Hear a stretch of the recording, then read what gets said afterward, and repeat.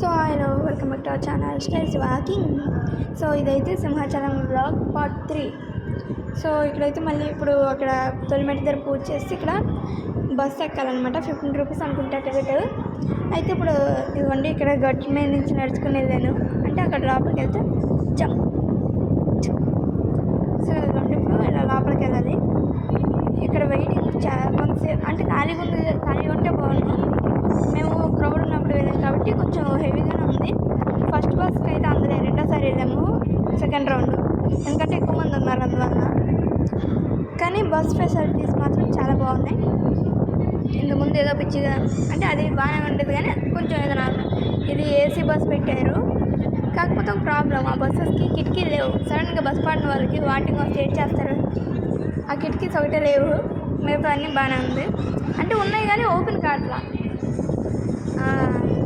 అంటే ఇప్పుడు ఫ్లైట్స్ ఉంటాయి కదా, అలాగా చిన్న బేబీ ఉంది, అందుకని వీడియో తీసాను.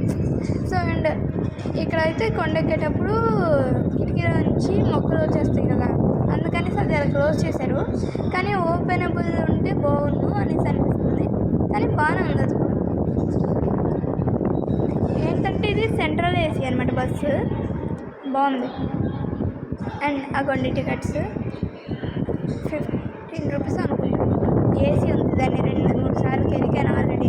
అందులో ఏంటి అదంటే ఇంతకుముందు ఎవరికి షాప్ కొట్టిందంటే నాకైతే ఏమనిపించదు. సో ఇదైతే రూట్ అనమాట.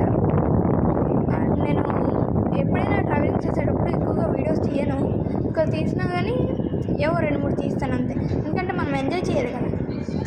ఆర్చ్ అనమాట, పైకి వెళ్తాము. ఇక్కడ ఏంటంటే అదేదో విగ్రహం ఉంటుంది, హనుమాన్ విగ్రహం ఉంటుంది అనమాట. సో అందుకని తీసారు. సో ఇదేంటంటే అలా తీసాను అనమాట, కానీ ఏం కనబడరా. అగండి వస్తుందా హనుమాన్.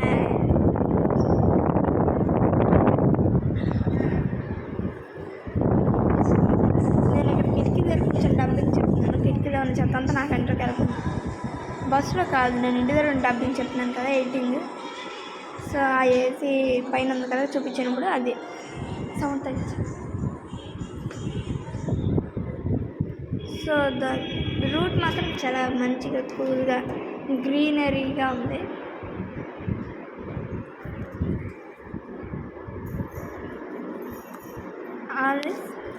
అయితే అక్కడ వెళ్ళినాక కొండపైకి ఎక్కితే అక్కడ భోజనాలు పెడుతున్నారంట. మరి ఇంకా రెసిపీ అది ఎంత ఎత్తుందంటే అంత ఎత్తుంది. పైగా లైన్ ఎంత ఉందో తెలుసా, ఒక 2 కిలోమీటర్లు ఉంది లైన్.